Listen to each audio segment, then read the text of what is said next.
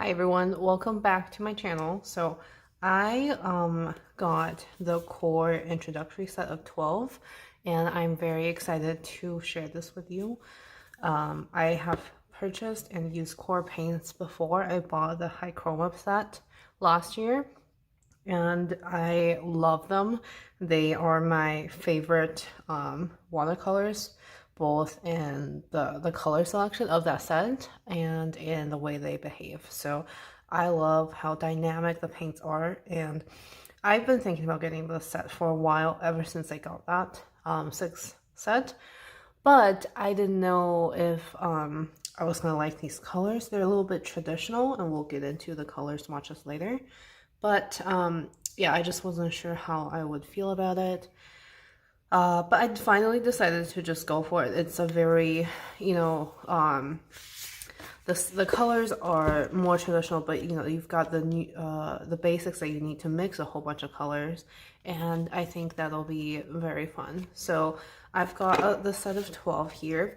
The palette is the same size as the set of 6 palette, which I am not sure how I feel about that. I really like the set of 6, this palette that I came with, but I would have expected it to be bigger, and I know it used to be bigger, but people complained, I think, and they made it smaller or something like that.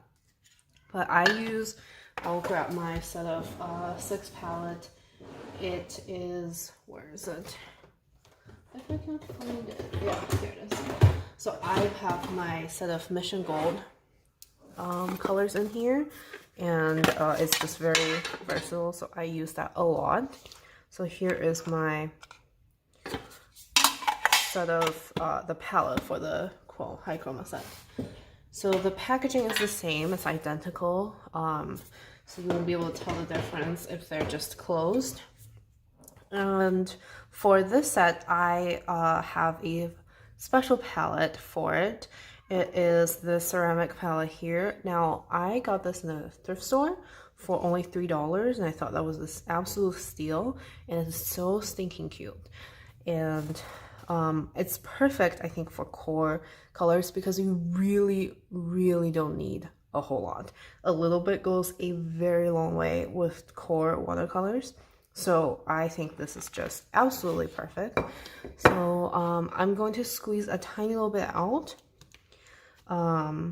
Let's see how I want to do this, because I want to know what colors they are. So I'll just go in the order that the paints came with, and I will put them back in the same spot so I know what color I was using. Does that make sense, right? Yeah, I think that makes sense.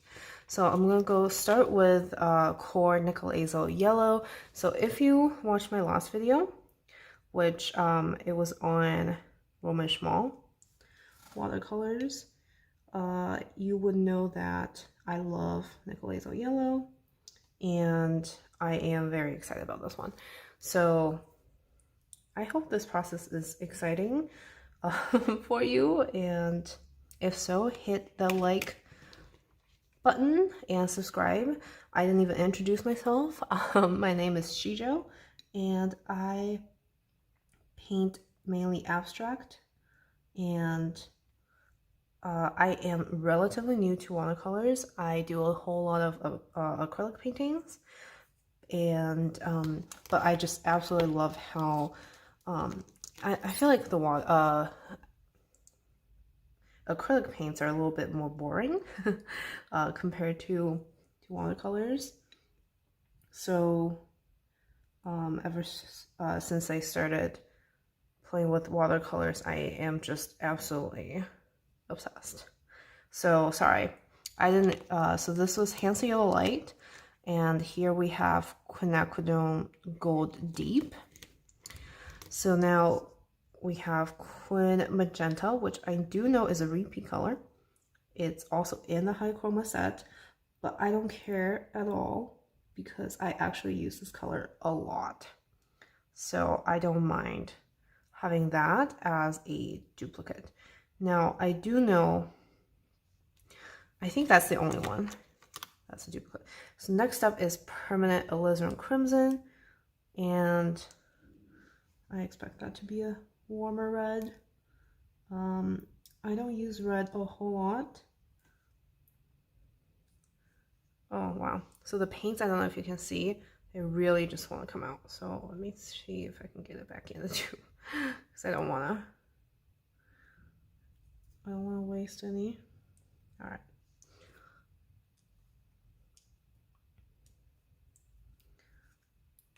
And next we have Pyro Red Light. Let me try to open it carefully so it doesn't all come out. Pyro Red Light. Oh wow, that is extremely bright. I don't think I've used a pyro color before. So next up, which way should I go? I should go this way. Next up is, well, these two are stuck together. Phthalo Blue, green shade. Always love good phthalo blue. One of my most used colors for mixing.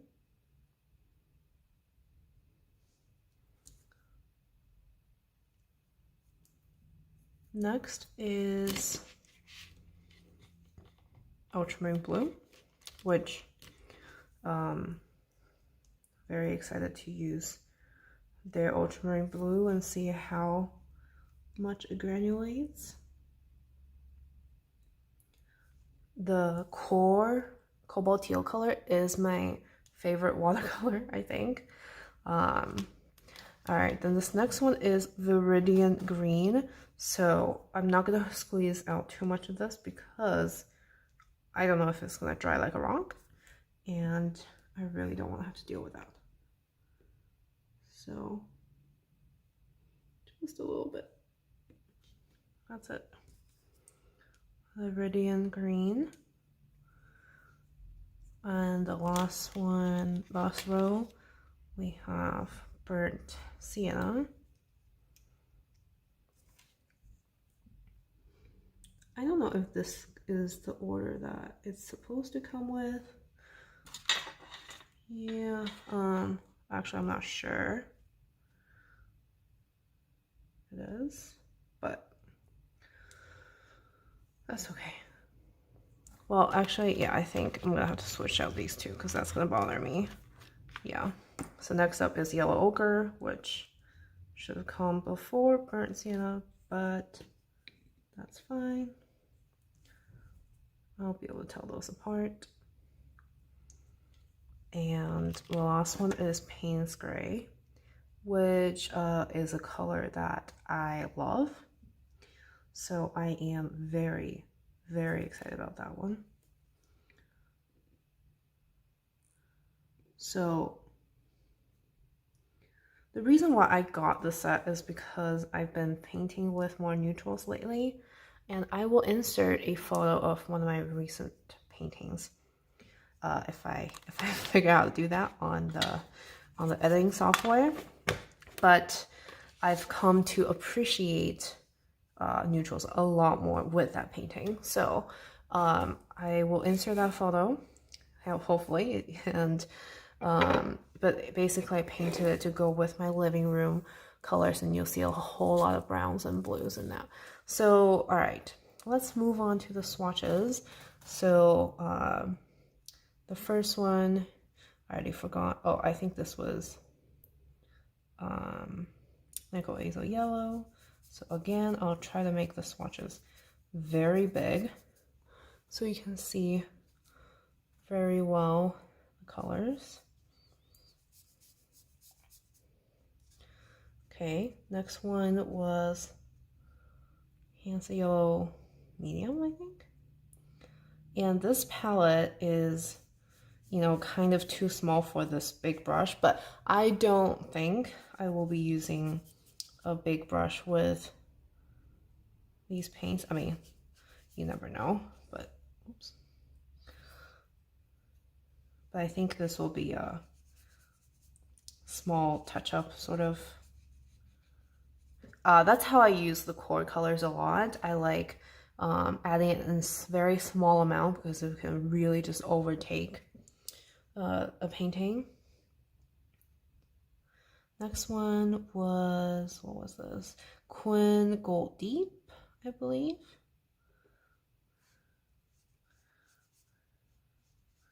That is a gorgeous color. I absolutely love that. The color, the paper that I'm using is Fabriano Studio watercolor paper. It's very large. I got it from Amazon. I don't like it at all, which is why I'm using it for swatches. And yeah, I don't know what to say. I really don't like it. And this one is a little bit dirty from probably the palette, and I'm sorry about that. I just noticed it. Okay, the next one is in the order of the palette, Quin Magenta, which I didn't think twice I would have. I mean, it's okay. It really doesn't matter. It doesn't bother me when my palette isn't in the perfect order. I know it bothers some people, but it doesn't bother me, and I hope that's okay. I'm not very uptight, not uptight, but like I'm pretty careless when it comes to my art supplies and many other things. So that is Quin Magenta. Hopefully you can see that. Am I in the frame? I think so. Okay. Next up is Permanent Alizarin Crimson. So yeah, that is not a color I think I would use a lot by itself. I don't use a whole lot of red by itself. It's just such a strong color. Next up is Pyro Red, I think. And that is, wow. I mean, it's gorgeous. It's a perfect kind of like poppy color. But again, not sure I would use it individually. Okay. Next up we have Phthalo Blue Green shade. And this is your standard phthalo blue. Another color that I absolutely love. And I love mixing it with, you know, opposite colors with Lunar Black to get a granulating blue. It's just gorgeous. Okay. Ultramarine Blue. Oh, I got a lot on my brush here. So it doesn't seem to have a ton of granulation. We'll see after it dries, or add a bit more water and see if it granulates some more, but it doesn't seem like it has the strongest granulation, which I have heard that the Winsor Newton granulation medium works wonders with Qor watercolor. I've heard two people say that by now. One from Irit Landgraf and the other, I forgot her channel name. I want to say her channel name is like My Art Supply Obsession or something like that. I could be totally wrong, but I'll try to link both their channels below. But that's what I heard from people. So I'm very excited to try that because I absolutely love granulation. All right, next up is Viridian, which I don't know if it's all the binder that came out. Seems a little bit weak. Okay. All right, I think I got more now. So again, not a color that I use a lot by itself because, yeah, it's kind of like a weird green by itself, which I don't like, but very, very useful in mixing. So that's Viridian. Next up is Burnt Sienna.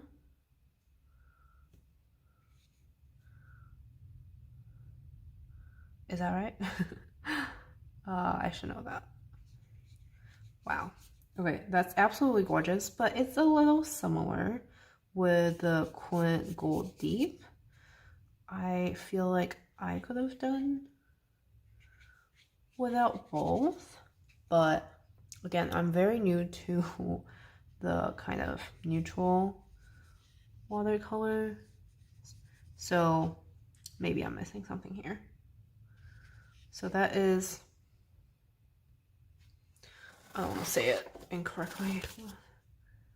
Yes, burnt sienna. I don't know why I'm second guessing it. Next up is yellow ochre. And I don't know why they say natural on their names. I can show you in a little bit, but that's kind of odd. So again, yellow ochre is a color that I absolutely love. I like that I squeezed out so little that I'm almost using it up just by doing the swatches. But these are very large swatches. So, but anyway, sorry about the smudges on this paper, just from the palette. Then the last one is Payne's Gray, which I am super excited about. Oh, wow. Now that is very dark. Wow. Okay, I absolutely love that color. And let's just, you know, love that. Okay, so those are all the colors, and I am sure you have seen this before, but if you haven't, I want to show you just how much the Qor colors kind of spread and take over. So I'll grab another piece of watercolor paper, just the scrap that I have around, and I'll show you. I'm back, zoomed in. So I have here my main palette, and some of the colors here are from Qor, the high chroma set, but for this purpose, I'll start with a color that's just regular. So what should we start with? Let's start with Quint Coral. Wait, is it Quint Coral? I think so. I'm having a brain fart today. I think it is Quint Coral from Daniel Smith.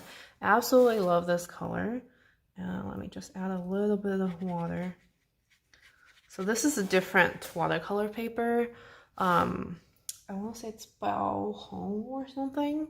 I will have to link it down below. I love this paper. It is very textured. I think that is. I could be wrong. I have had this sheet cut for a bit. So it could take a lot of water, which I love, because I love painting with a lot of water. So let's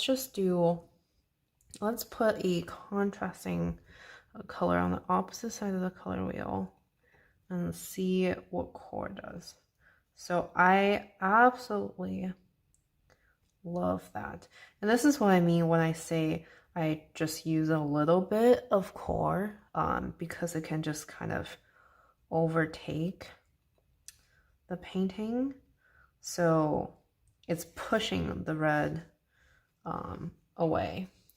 So now let's drop some yellow. So this is Hansa Yellow Medium. And it is just magic. I don't know how they do it, but they did it somehow. So, all right, let's do one more because this is just so much fun. Let's see. Let's try to push the Payne's Gray in there. So yeah, I think maybe we've put too much. Like it does. I feel like it doesn't know where to spread anymore because it's kind of being cornered. Like the quinacridone coral color. Is it coral? Oh my gosh, that's gonna bother me. It's one of my most used colors, so I really should know that. All right, so let's do another one because we have space. Now the other thing that I'm interested to know is So let's just try it. I have Daniel Smith Nickel Azo Yellow, which is a pushy color. So I'll demonstrate that real quick with, say I have just a regular ultramarine blue. I think this is, yeah, either ultramarine blue or French ultramarine. And I have a Daniel Smith Nickel Azo Yellow. It's going to push. Okay. It is going to push into it. So now my question is, when I have a Daniel Smith Nickel Azo Yellow down, which I learned from last time's video that not all the Nickel Azo Yellows push, because the Roman small ones did not. But so I'm putting this down. Now let's see whether it pushes or can be pushed by the Qor ones. So, because that would be interesting. All right, let's try this Pyro color. Okay, a little bit. Not as much, but still a little bit. Now, what if I put the Qor down first and see if the Daniel Smith can push it? It's like a science experiment. Let's see. Now, okay, still a little bit. I don't know if you can see because it's like yellow and might not be easily picked up by the camera. But still it's still being pushy, but not as much, not as crazy as what's happening here. So that is very interesting. But with Qor, like I just did, it doesn't push. So the pushy effect, sorry, I'm saying that word a lot, is I believe the binder that Qor uses, which is a synthetic oxal or alcohol or something. So that is what's creating this effect. And okay, we still have room, so let's do one more, because why not? Let's see. What do I want to do?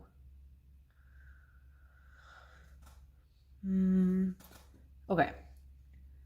I have this very granulating cobalt violet color from Winsor Newton, and I would love to see how it mixes with the Hansa Yellow medium, because I love using opposite colors together, complementary colors together. I think it's so. Now that is gorgeous.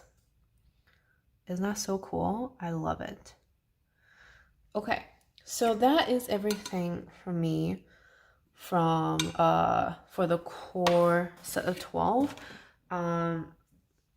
Like I said, I still recommend the high chroma set, because if you're into like those colors, a little bit more kind of less traditional colors, I think you would really like that.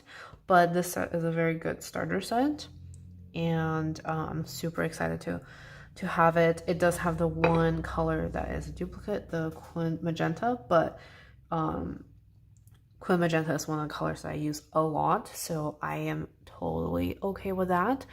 And so I hope you enjoyed this video, and let me know how you found Qor watercolors. Do you like it, or do you find it hard to control? Let me know in the comments below, and I'll see you next time. Bye!